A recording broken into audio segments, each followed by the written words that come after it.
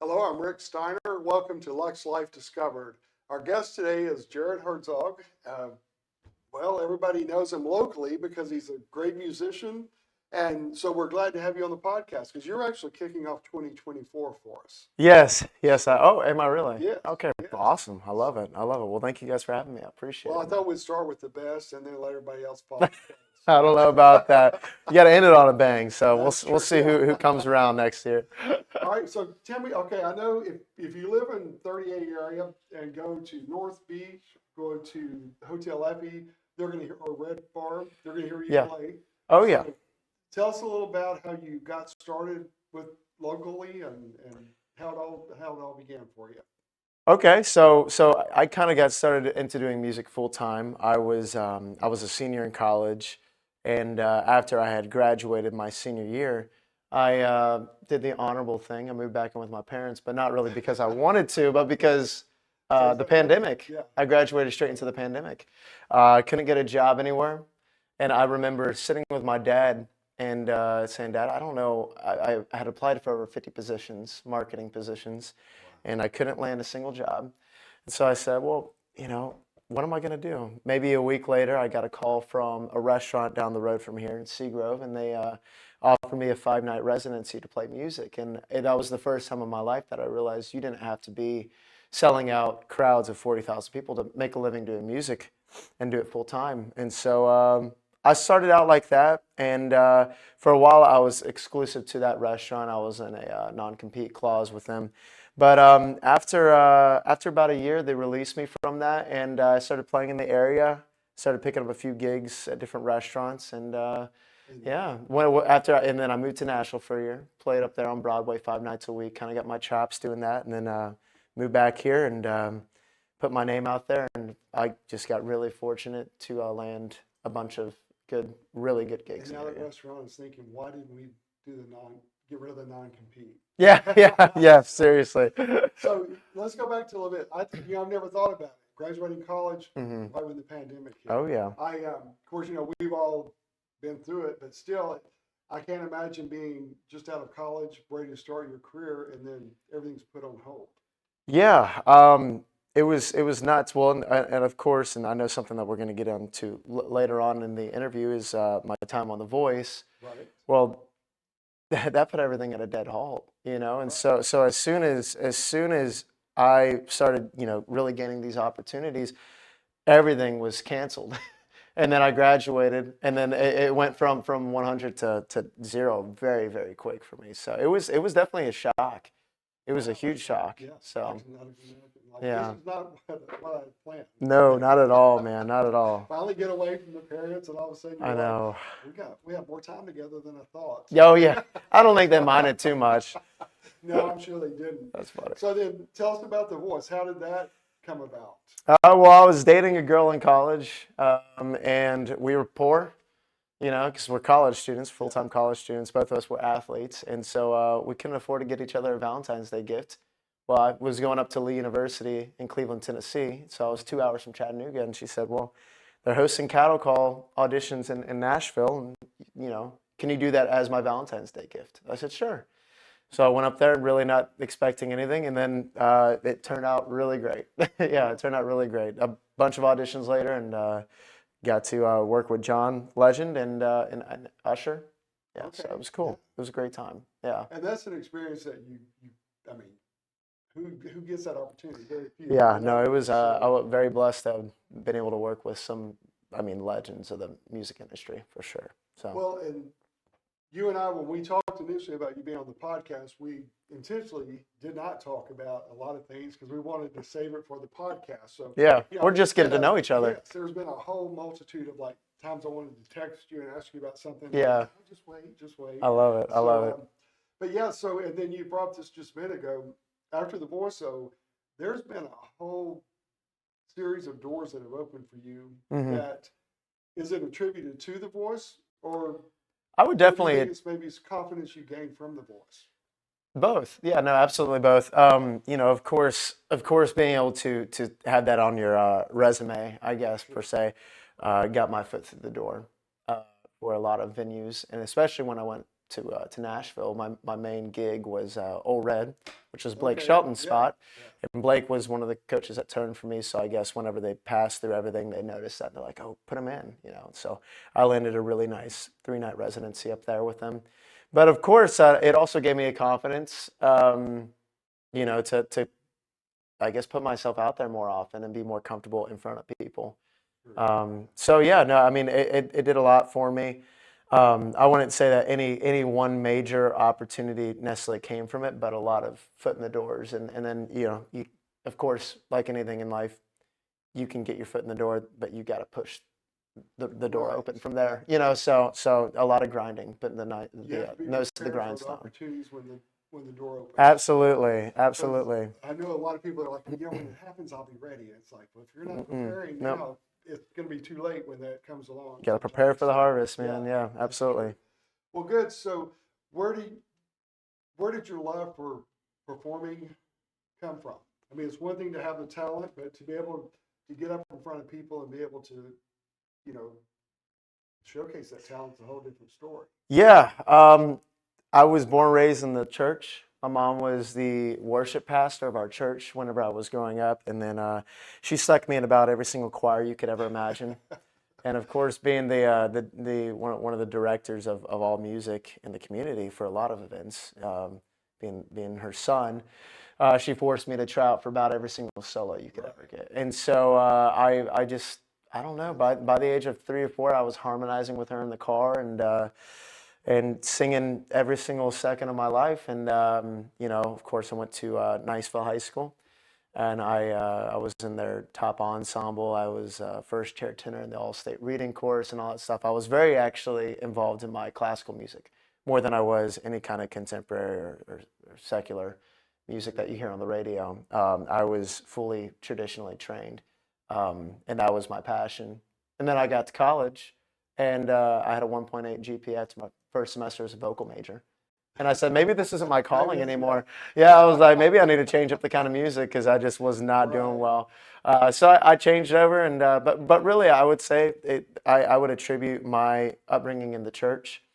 I ended up worship pastoring a little bit in college. Of course, I was leading in high school and middle school as well, but actually being more hands-on in college my final 2 years. Yeah, so that's probably where it came from mostly. Yeah. Well, So good. Well, I tell you what, of course, I knew that you had been on The Voice, and I followed you on Instagram. And then we were at North Beach one night, Mhm. and you were playing, but I was thinking Hotel Epi Red Bar, so I never put it together. And I left my card for you. And you yes, called, and yes. I was like, Let's catch up. I yeah, was like, and all it's right. like, okay, I didn't realize. So it was nice to not know you were there Mhm. and to hear how talented you were, rather I than me appreciate knowing that. that was you. Actually, that was you. So That's funny. it was impressive. So I yeah, appreciate very that. Thank you. talented. What's it like? Because Niceville's in the area. Of So course. what's it like being so well known in a smaller area? Um, Pros and cons. there's pros and cons. I don't, there's a lot of really, really talented and legendary artists in the area that I would absolutely say are probably better well known than me. But from my experience of just the past 3 years, mostly being in the area doing live music, it's a cool thing, and it's also there's cons to it. You lack a little bit of a private life here or there. You can't really go most places without people coming up and talking or wanting to pry on what's going on in your personal life. And as we kind of were talking beforehand, it is cool though. It is cool. I do enjoy being able to go to the bar and someone come up and buy me a beer. That's always a nice thing. That's always a nice thing. So and occasionally that happens, but no, I mean it's I love it. I love it. A little sign to put out beside you, and buy Jared a drink.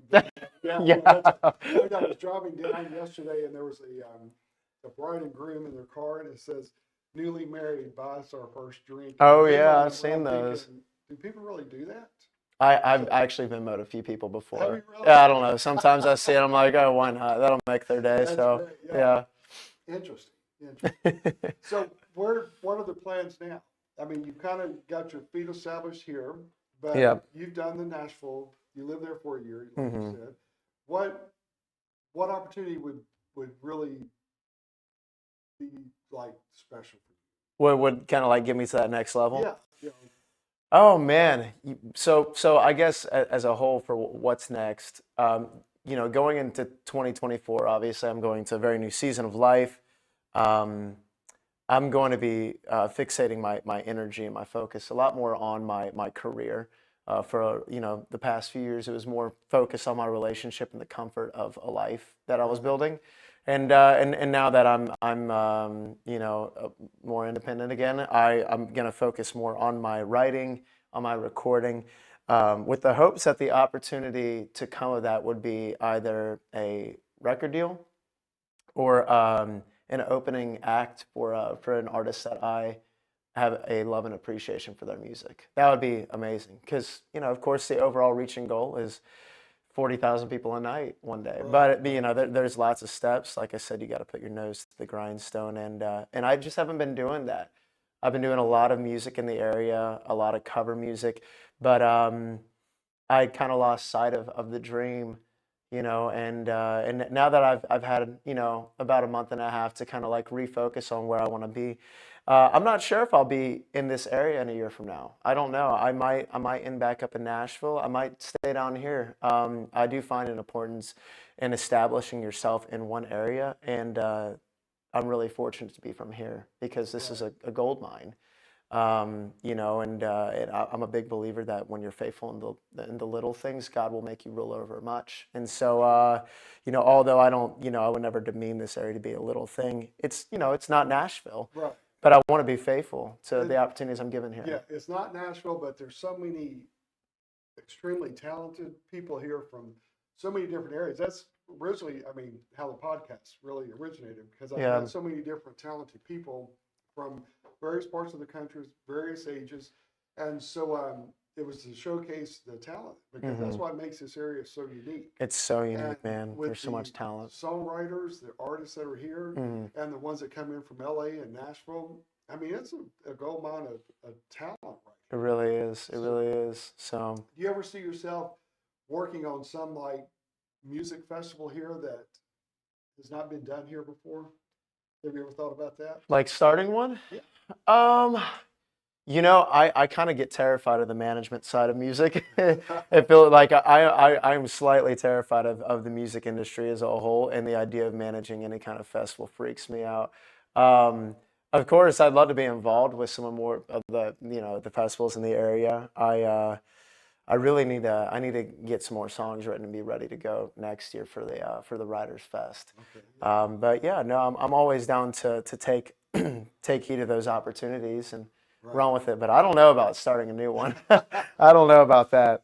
Well, there's always the area is growing so much from Panama Hmm. City Beach all the way to Destin. It's amazing the growth that is occurring, and when you get out and drive, you can understand that. So Oh especially when they yes, close one little section on 38, which I got caught in today. the bridge. Yeah, Oh and yeah. had to turn around and go back. Hmm. But it's just amazing what is possible here, what's happening, what's exceeded Yeah, probably more expectations than most people thought. Because absolutely. yeah, so The it's connections fun. here are they're just unimaginable. For Yeah, people that don't know about this area, when I try and explain to them like the kind of connections that you can make here, right, they're like, "Well, how do these people even know of this place?" right, and they're like, Like, it's just a little beach it's area. just a little Yeah, beach town, But yeah.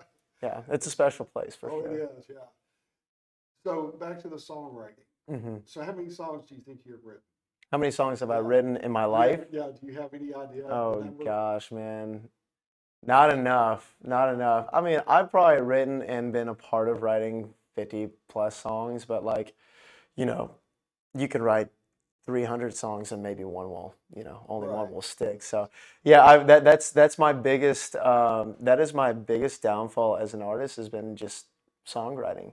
I need to be in more creative spaces, which is another reason that sometimes I have a hard time connecting with songwriters in this area, which is really the only reason I contemplate a move back to Nashville. Is I know that's my weak point, so I kind of want to put myself in a position to where The challenge. I have the Yeah. accountability and the challenge of finding people around me to do, which probably should start doing here. But I know it's probably easier to come by a few songwriters in Nashville right now. So Sure, yeah. yeah. And Nashville's such a hub for songwriting, all the different Oh yeah. venues and, Yeah. and avenues there to promote that. So Hmm. when you're writing a song, how, like when the ideas come to you, how do you, I guess for someone who's never done that, Hmm. I think of, okay, think of this, and you think, well, that's really stupid. How do you, how do you know? Well, you can't think like that. No, but I mean, for me to write one, but I'm Yeah. thinking though, when the thoughts come in or the ideas, Uh, how do you like know that's the right track or the right, road you should go down rather than, Yeah, what I'm saying? yeah, so like for me, a lot of the time I'll kind of I'll hear someone say a phrase in day-to-day life and I go, man, there should be a song about that. So I'll write it down on my notepad and then throughout the day I'll just kind of play with melodies in my head. When I'm driving, when I'm showering, when I'm just, doing whatever things around the community until I play that night. And then, if I find a melody that kind of sticks, I'm like, wow, that's kind of catchy. I'll sit down with that phrase and then I'll just kind of see where the train takes me. Sometimes it's to a strong halt, and I'm like, yeah, this isn't it. Other times, I'll sit down and it's like, I mean, it just comes out, like I don't really even know how to explain it. Like, just words, melodies, and rhymes will just come to my mind so quickly, and it's so fluent. And then other times, just nothing, And so that's what I'm looking to combat that. I'm trying to figure out, okay, how do you get past that writer's block? So that's been that's going to be a challenge I'll be facing. So is it safe to say that you're somebody that does better under a challenge rather than when things are just smooth? Yes, absolutely. I was talking to my pops when I was home for Christmas, and he said, of course, with everything I'm going through, he goes, Jared, you always work better when you're under pressure. Yeah. And I said, yeah, I know. And he was like, you're going to be fine. I was like, yeah, no, I will. And so but that goes with everything that I do. I was a little bit of a procrastinator back in high school, but when I did get around to doing my homework, crushed it. I crushed it, So yeah, no, I know that it takes pressure to form us or form beautiful things, and so sometimes these moments where I feel like life is really weighing on me, and I'm feeling a lot of different kinds of emotions. That's the time that I need to really let it press into me and then see what comes out of it. Because a lot of times that will crush some people, but there's some that that's like, okay, this is like the starting point, Absolutely, and, absolutely. and that's what separates the creative people from those who don't have that creativity. Yeah. Well, in their own right, I feel like everyone, deals with their pressures in different ways. That's Whether, true, it doesn't yeah. matter, if it's creative or not. That just happens to be our outlet. So, Right. yeah, I completely agree. Yeah. I know that like 2022 was like my busiest year for my company, and then 2023 I intentionally didn't schedule as much because I wanted to be pops to my granddaughter and grandson. And, Good for you.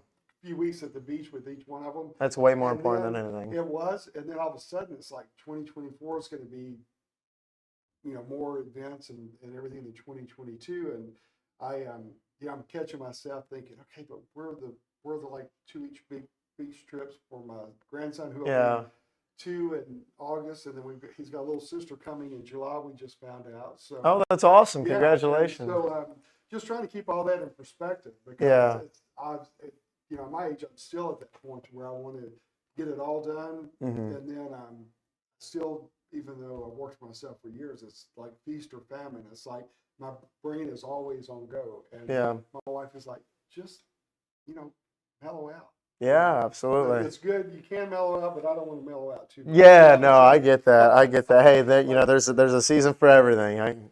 True. But you can't take it over the top because Scripture does say that God will lay you down That's true. in green Exactly. meadows, and Yeah. sometimes that's not.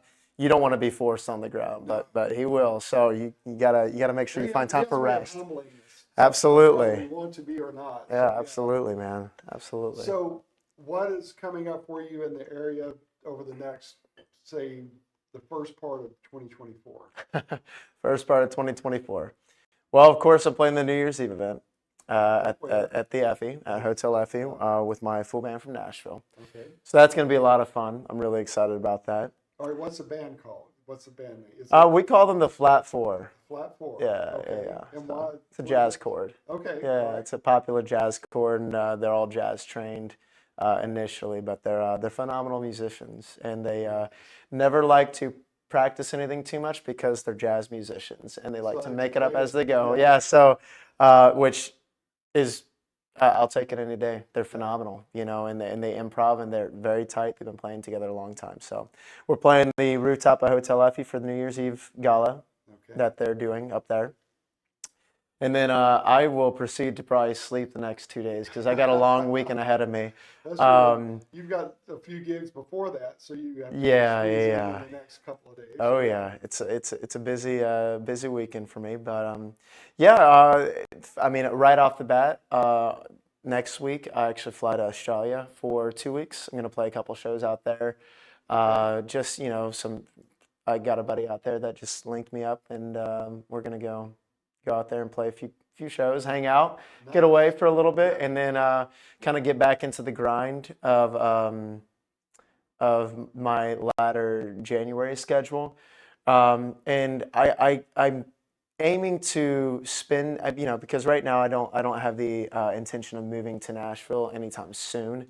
I'm Last words. yeah, no, I know. I make too many emotional decisions, and I was like, I'm not gonna make that decision again. So I'm gonna spend some time up there, and I'm gonna go look for some songwriters and spend adequate time there on my Monday through Wednesday schedule, and then I'll come back on the weekends and play.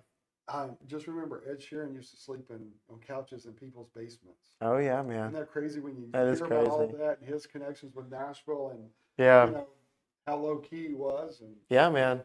you never know. I saw a great quote the other day from Jim Carrey, and it really stuck with me. And he said, if you aren't willing to live below your means and your comfort level for a year to chase your dream and pursue your dream, then you care too much about what people think about you and the things that you have, the way that people see you. Yeah. And I was like, yeah, because it is hard to leave all the gigs I have here, and spend so much time in Nashville.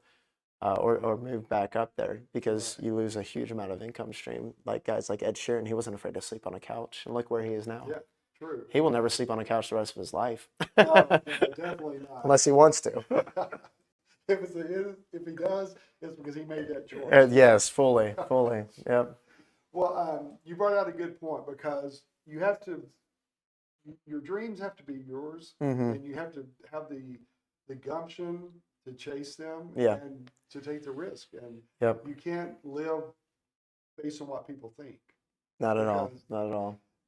My worst critics, or best critics, however you want to phrase it, I'm always amazed are the same ones that have never had have never had the gumption, I'll use gumption, to live their own life, but they can sure tell me how to live mine. Oh yeah. So and I'm sure you see that as well too. Yeah. Oh, absolutely. Absolutely. I meet more and more people like that every year. So your parents have had a huge impact on you. You talked about your mom. Mm-hmm. So is your dad in music? Is he? No, dad is not. Well, okay. I don't want to say that because he might watch this. No, dad would not sit here and say that he is a singer by nature, but he does sing. He was always very supportive of me, my siblings, and my mom with music. So in any capacity that he could serve in music, he would sing in the church choir. He actually used to run sound at the church as well. But he's a mechanical engineer for the federal government. So he's not I wouldn't call him creative unless you consider designing missiles to be a creative piece of art, but that's more his speed. So no, but I will say he's my biggest supporter. He and my mom, but dad in a way has definitely tried to adopt the dadager mentality. You know, so Yeah. he definitely is very supportive. That's I'm very good. fortunate That's to have a good. dad like him. Well, it is. You are lucky to have both parents who Oh support yeah, you, and because absolutely. you've done some pretty great attempts and succeeded, and so you have to have that support system all the If you way. think the success has been great, you should see some of the failures too. Oh, really? Yeah, yeah, yeah. That's really what gets We'll you, do a failure you know. podcast one day. Oh, let's do it. Let's do it. Hey, you got to fail a Well, you lot more do, than you yeah, do yeah. than succeed, you know, to get there. So, But yeah. you know, you bring up a good point because most people think, oh, he's popular, he's done all this. You know, it's been all just a bed of roses along the way, but Yeah. not the case. No, never, never. You know, Anybody- sometimes you got to lose a cruise karaoke competition or two to. that was great. Tell everybody about that. So, Yeah, no, I was just on a cruise a little over a month ago, and I think maybe I was enjoying the drinking package a little too much, and I woke up the next morning and apparently I didn't place even third in karaoke. I was embarrassed. Yeah, maybe next time. Well, you had some talent. I'll make my comeback, Royal Caribbean. I'll be You back. had a talented group on that cruise. Just think I about guess, that. yeah. Yeah. Don't think that you did that poorly. Just like, Oh this was great. man, no, yeah, it was all of fun. We had a good time. No one can take karaoke too serious. No, that's true. It's so That's fun, true. you know. So we definitely made the most of that trip. Oh, But that's yeah, good. Well, I tell you what. Tell everyone how they can find out more about you, your website. yeah, absolutely. So you can find all of my information on my website. It's just www.jaredherzogmusic.live. It'll get you links to my schedule. You can find contact information. You can actually fill a little portion at the bottom of the homepage to get directly in contact with me. You can also find me on social media, Jared Herzog Music. Just about anything that you want to find me on, you can just type in Jared Herzog Music and you'll probably find me there. So Find out more than they want to know. you can find out More than all you the things want you them might to know want to know and all the sometimes. things you might not want to know. So that's, That's great. just be warned. No, yeah, you can get. I'm easy to get in contact with. Yeah, All right. very Good easy. deal. Well, thanks for being on the podcast Absolutely, today. It's man. a good way to kick off 2024. You're a sharp young man, and Appreciate I'm it. glad you took the time to be with us. Thank you for having me. I really enjoyed it. Welcome. All right, that wraps up our episode of Lux Life Discovered. We will see you next time. Thank you. Check out Lux Life Discovered on Facebook and Instagram and on 30a.tv. See you next time on Lux Life Discovered.